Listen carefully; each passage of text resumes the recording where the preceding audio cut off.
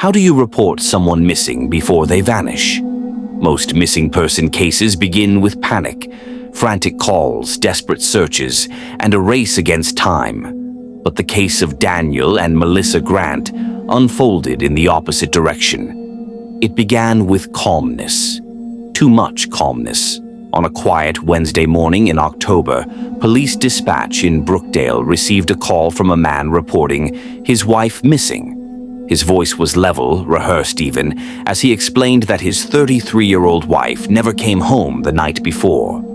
Officers responded within minutes, assuming it would be one of those cases that resolved itself by midday. But by noon, it became clear that this wasn't a case of miscommunication, a lost phone, or an overnight stay with a friend. It was something else. Because later that morning, while officers were canvassing the couple's neighborhood, a neighbor's recently installed doorbell camera revealed something impossible. Melissa had been alive and well at 7:03 a.m. 51 minutes after the missing person call Daniel made at 6:12 a.m. She wasn't running. She wasn't distressed. She wasn't being followed. She was calmly walking her dog past the Connors house, leash in one hand, coffee cup in the other, just minutes before she vanished for real. So why did her husband report her missing before she actually disappeared? And where was Melissa after that final sighting? When police arrived at the Grants' two-story home, Daniel was sitting on the porch steps drinking a cup of coffee. He greeted the officers with a nod. No pacing, no shaking hands, no signs of sleepless panic. He explained that Melissa left the house around 10 p.m. the previous night after an argument and never returned. He said he tried calling her all night and finally decided to report her missing. But from the moment officers stepped inside, nothing lined up. Her car was still in the driveway. Her keys and wallet were on the kitchen counter. Her phone lay charging by the bed. Her shoes were neatly by the door, and the dog, Bruno, was curled up in the living room as if he hadn't been outside all night.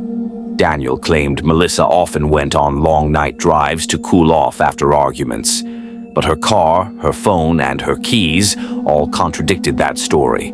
Still, officers documented everything and moved on to canvassing the neighborhood, which is when they hit the first major break. The Connors lived 3 houses down and had installed a new doorbell camera 2 days prior. When officers reviewed the footage, they didn't expect to find anything unusual, but what popped up at 7:03 a.m. changed the scope of the case entirely. Melissa walked past the house with Bruno trotting beside her. She looked calm, dressed in joggers and a hoodie, sipping from her reusable coffee cup. No signs of distress, no rushing, no yelling, no vehicles nearby. She looked like a woman starting her morning, except Daniel had already reported her missing almost an hour earlier. When confronted, Daniel insisted he must have misremembered the time. He said he wasn't thinking clearly, that he must have looked at the clock wrong. But phone records told a different story. The call to 911 was placed at 6:12:48 a.m., not 7. Not even close. And now investigators had a second problem. How was Melissa walking the dog outside at 7:03 a.m. if Daniel said she left the night before and never returned? Detectives seized Daniel's phone. In the usage report, everything looked normal until they reached a strange 4-hour gap. From 3:11 a.m. to 7:10 a.m., Daniel's phone was completely offline. No apps opened, no calls, no messages, no steps recorded, no location pings. It was as if the phone had been turned off, or left somewhere else entirely. Daniel claimed he was sleeping, but neighbors contradicted him. Mrs. Avery, the elderly woman across the street, told officers she saw Daniel's car, headlights turn on at around 3:30 a.m. She thought nothing of it at the time. He often left for work early, but that morning his car never left the driveway.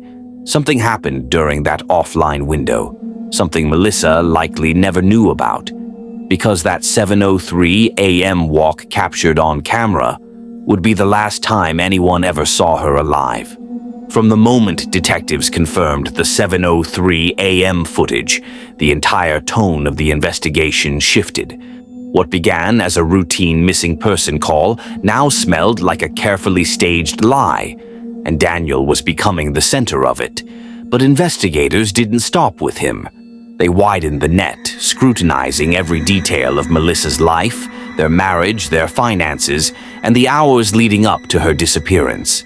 Detectives walked the exact route captured on the Connors doorbell camera, mapping out angles, sight lines, and potential witnesses.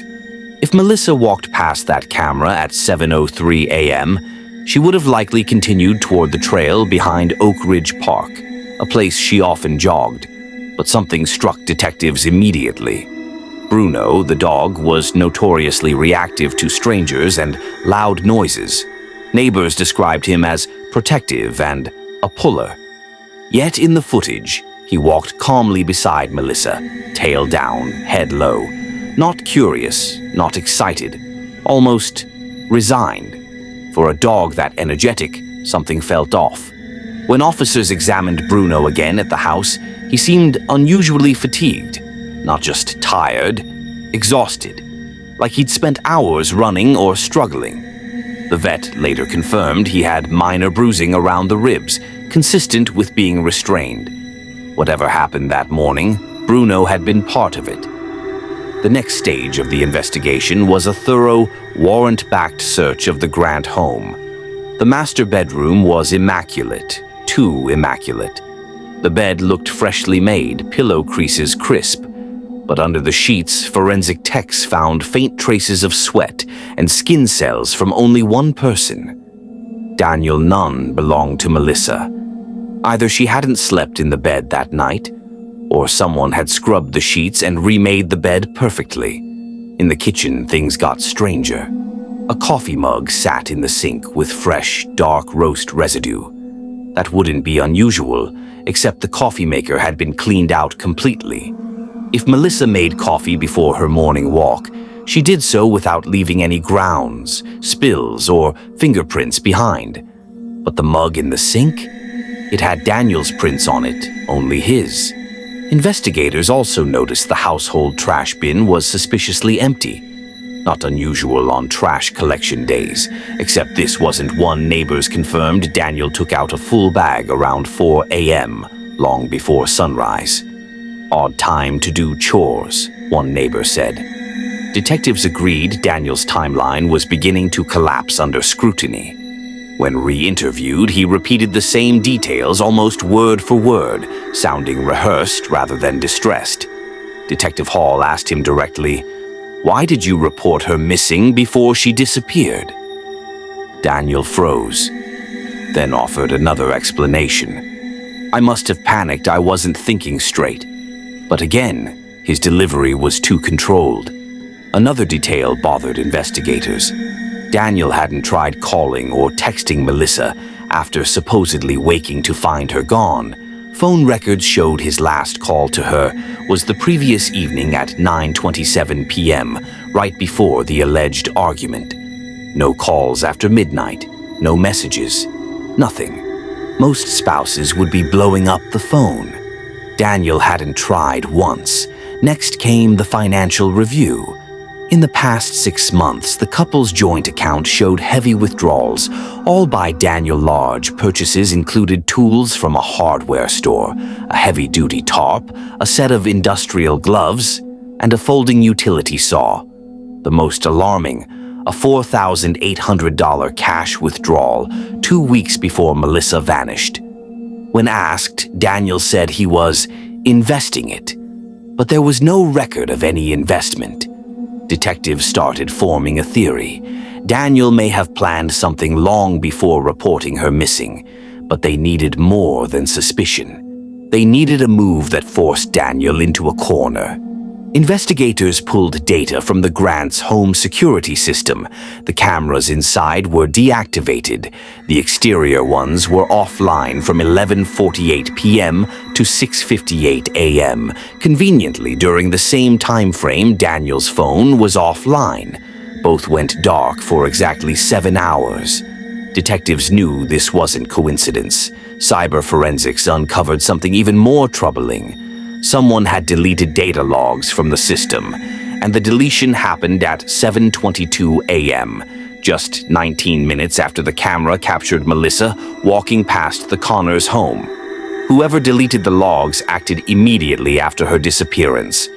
Meanwhile, analysts combing through Melissa's personal phone found several unsent draft messages from the night before.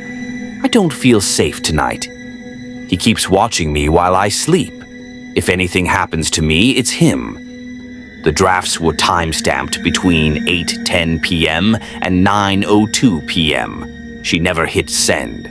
Detectives intensified door-to-door inquiries, and slowly neighbors began sharing what they once shrugged off. Mr. Kent recalled hearing muffled arguing around 9:30 p.m. The Avery twins saw Daniel loading something heavy into his trunk at 5 a.m. Mrs. Logan claimed she heard a dog whining loudly around 3 a.m., followed by a thud. But one statement stood out above all. A jogger reported seeing a man parked near Oak Ridge Park at dawn. The man matched Daniel's build. He stood by the open trunk of his car looking into the woods. When shown a photo lineup, she hesitated, then pointed at Daniel. "Pretty sure that's him." Pretty sure was enough to apply pressure. Oak Ridge Park became ground zero. Cadaver dogs were brought in. Search teams combed the trails. Drones scanned the dense tree canopy. 6 hours in, a search volunteer found something partially buried near a creek. A woman's hair tie, same color and brand Melissa wore. Another searcher found drag marks leading from the trail toward the water. But the most chilling discovery came when divers recovered a heavy concrete block tied to a length of rope. The rope fibers matched a frayed piece found in the Grants' garage. They didn't find Melissa's body, but they found evidence of an attempt to conceal one. Detectives confronted Daniel with the mounting evidence: the footage, the phone gap, the financial records, the neighbor sightings, the rope, the concrete block. For the first time, the calm facade shattered. He became defensive, pacing, sweating. He contradicted his own timeline 3 times. He demanded a lawyer, but then kept talking, rambling, unraveling. He said Melissa must have done this to herself. He said she ran away. He said he had nothing to hide. But the more he spoke, the more they knew Daniel Grant was lying, and the investigation was only beginning to expose how deep those lies went. Detectives were hours away from seeking an arrest warrant for Daniel Grant when everything took a sharp, unexpected turn, one that shattered their assumptions and changed the direction of the case forever. It began when a technician examining the 7:03 a.m. doorbell footage paused on a detail nearly everyone had overlooked. Not Melissa's face, not the dog, not the coffee cup. It was her clothes. In the video, Melissa wore gray joggers and a navy hoodie. Nothing unusual, except in the laundry hamper recovered from the Grant home, detectives found those exact joggers and that exact hoodie. They were inside out, damp and smelling faintly of river water. A forensic tech, puzzled, pointed out something chilling. "These weren't worn this morning. Someone washed them recently, maybe hours ago." How could Melissa be wearing the outfit at 7:03 a.m. if the exact clothing was found in the hamper, wet, washed, and with trace river silt on the fabric? The answer hit detectives like a punch to the gut. The woman in the footage wasn't Melissa, and once they realized that, everything started to unravel. The footage from the Connors' doorbell camera wasn't perfect. Early morning light created shadows, and the angle was low. But once digital forensics enhanced the frames and sharpened the gait patterns, the truth emerged. The walker's shoulders were broader than Melissa's, the stride slightly longer, and the posture subtly off. Even the dog's behavior made sense now. Bruno wasn't calm. He was subdued, almost afraid, just as he would be if someone unfamiliar or threatening was walking him. Tex overlaid Melissa's known walking form with the footage silhouette. They didn't match. But when they compared the silhouette to Daniel's, it was nearly identical. Daniel wasn't reporting his missing wife early. He was creating an alibi. If he could place Melissa on camera after his 6:12 a.m. call, it would make him look confused, unreliable, but innocent. He needed her alive at 7:03 a.m., and he fabricated that moment. When detectives first realized the footage was staged, they assumed Daniel had disguised himself.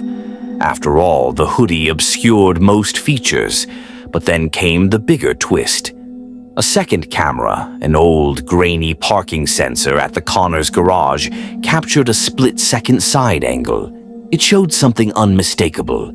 Long hair tucked into the hood, too long to be Daniel's. The silhouette wasn't Daniel's after all. It was a woman. But Melissa had no sisters, no close female friends, no one who looked like her. So detectives dug deeper. They checked hospital cameras, school cameras, shop cameras between 6:30 and 7:30 a.m. At 6:47 a.m., a traffic camera caught a woman in a navy hoodie walking briskly across Elm Street, heading toward the Connors block. The image was blurry but enough to see. This wasn't Melissa. The investigation team scrambled for identity cross-checks. Hours later, a computer match came through from DMV comparisons, an unusually strong resemblance to a woman named Cara Barlow, a name detectives had never heard before. Cara Barlow, age 29, a barista from across town, no criminal record, no connection to Melissa. But when they dug into Daniel's phone metadata and banking records, her name popped up everywhere. Hidden Venmo transfers, late-night calls, photos saved under disguised file names. Cara wasn't a stranger. She was Daniel's secret girlfriend of nearly a year. Detectives brought her in for questioning, expecting a panicked, guilty suspect. Instead, they found something else entirely.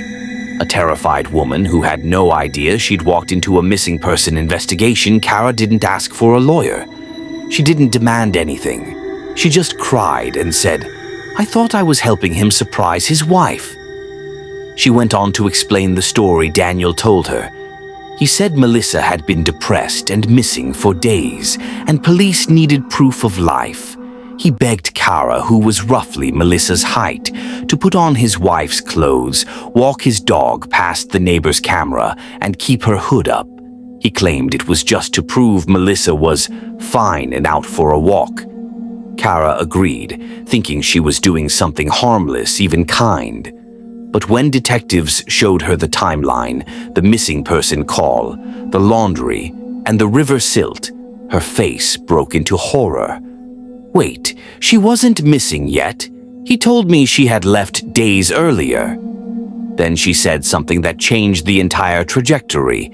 "I didn't see Melissa at the house that morning. I never have." Daniel said she didn't want to see anyone. In that single confession, detectives finally understood. Daniel had created the entire 7:03 a.m. scene. Cara unknowingly played the role of his missing wife. And if he went through all that trouble, where was Melissa? Cara remembered one more detail.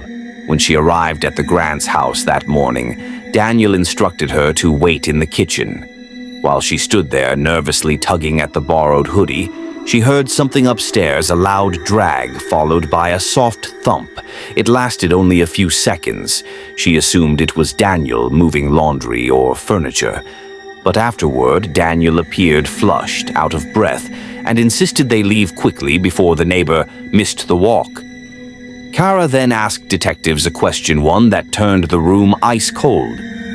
Why did Daniel ask me to take Melissa's purse with me and throw it in a donation bin across town? He said she didn't want it anymore. Detectives had found Melissa's purse in that very donation bin hours earlier. The twist wasn't just that Daniel faked the footage. It wasn't even that he used his girlfriend to impersonate his wife.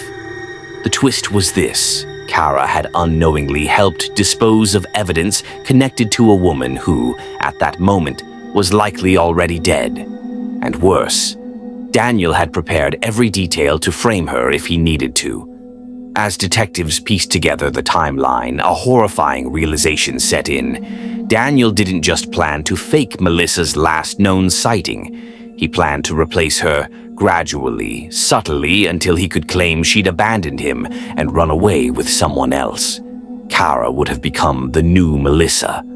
Her presence, her belongings, her routine slowly replacing the missing wife's Daniel wasn't covering up a murder. He was rewriting a life. And now detectives had to uncover how far he went and what he did with the real Melissa Grant. The discovery of the fake footage and Kara's unwitting involvement sent the investigation spiraling into darker, more calculated territory. Detectives were now convinced of three things. Melissa Grant was no longer alive. Daniel planned the entire disappearance meticulously. Her body had been hidden with precision, almost professionally. But where? The search returned to the one place Daniel kept circling back to in every lie, every contradiction, every alibi: Oak Ridge Park. Not the main trails. Not the creek where the weighted block had been found. Somewhere deeper. Somewhere he thought no one would ever look. On a foggy Friday morning, the search expanded across the heavily wooded southern basin of the park, a dense, swampy area where visibility dropped to almost zero. Day or night, drones were dispatched again, this time flying lower and using thermal and topographical scanning. For hours, nothing stood out, until one operator noticed a subtle anomaly. A section of earth near a cluster of water oaks looked wrong, too smooth, too flat, too recently disturbed. The thermal imaging showed colder soil than surrounding areas, suggesting the ground had been overturned within the past few days. A team on foot was deployed immediately. The area smelled faintly of stagnant water and something else, sweet, sour, and unmistakable. A smell no detective ever forgets. They found footprints, two sets, one large, one smaller, evidence of dragging, and finally a patch of earth that gave way easily under pressure. Shovels hit mud, then fabric, then skin. The first thing recovered was a hand. The body was wrapped carefully in a thick blue tarp, purchased 2 months earlier with Daniel's credit card. Inside was Melissa Grant. Her skin was pale, softening, and waterlogged. Insect activity had begun but hadn't destroyed the key details. She had been dead fewer than 72 hours.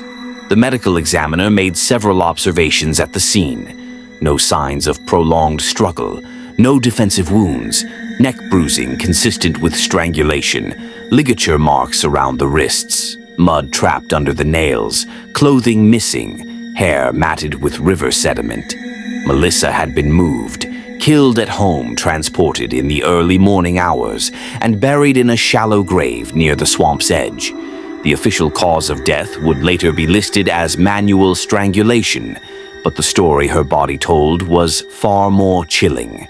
She fought hard enough to claw at her restraints, hard enough to scrape her nails through the duct tape he'd wrapped around her wrists, hard enough to bite her lip until it bled. Her final moments were violent, desperate, and silent. When Melissa's body reached the medical examiner's lab, the final autopsy report deepened. The horror inside her lungs were traces of river water, but not from the creek where the concrete block was found. This water contained silt and microorganisms only found in the retention pond behind the Grant's housing development. Melissa was held there. She inhaled that water while dying, or shortly after. This wasn't a quick killing. This was a methodical, escalating act of brutality. They also found bruises consistent with being dragged across hardwood flooring, exactly what Kara had unknowingly heard inside the house. One more detail sealed everything. Fibers found in Melissa's hair matched a blanket from the Grant's garage, the same blanket Daniel claimed he had thrown out months ago. He hadn't thrown it out. He had used it to muffle her screams. Finding the body was only the beginning. Detectives returned to the Grant's house armed with a second warrant, this one far more aggressive. In the crawl space beneath the home, they found a hidden storage tote containing a roll of the same rope tied to the concrete block, A pair of women's running shorts stained with blood, a half-full bottle of sedatives, a burner phone with deleted messages, a set of keys belonging to Melissa's car, and a notebook filled with Daniel's handwriting. The notebook was the most disturbing of all. Not planning notes, not a confession, but scripts. Literal scripts Daniel wrote for himself. Pages rehearsing how he would react when reporting Melissa missing, what emotions to show, what timeline to give, even when to pause during the 911 call. He practiced his grief. He rehearsed his panic. He trained himself to look innocent. Detective Hall called it the most premeditated domestic homicide he'd seen in 27 years. When detectives entered the interrogation room and laid a single photograph of Melissa's body on the table, Daniel's reaction was instantaneous and primal. He didn't cry. He didn't ask what happened. He didn't ask if she suffered. He whispered, "Where did you find her?" He knew. He wasn't expecting her to be found so fast. Detective Hall watched Daniel's face closely, studying every tick and twitch. The only time Daniel showed emotion was when officers mentioned the retention pond. His eyes widened, his jaw tightened, and he exhaled shakily. He broke, not into confession, not regret, into anger. "You weren't supposed to find her." Those words sealed his fate. From that moment, the case shifted from a missing person investigation to a capital murder prosecution. Despite finding Melissa's body and confirming Daniel's actions, one question troubled the investigation team. Why did Daniel go to such extraordinary lengths? He didn't simply kill his wife. He created timelines, false sightings, scripts, character replacements, even a living stand-in. And as detectives dug deeper, they uncovered a motive far darker than jealousy or infidelity, a motive tied to money, identity theft, and a second life Daniel had planned for himself. But that revelation comes later. For now, Melissa had finally been found. If you're captivated by stories like this one, filled with twists, secrets, and real investigations, subscribe, turn on notifications,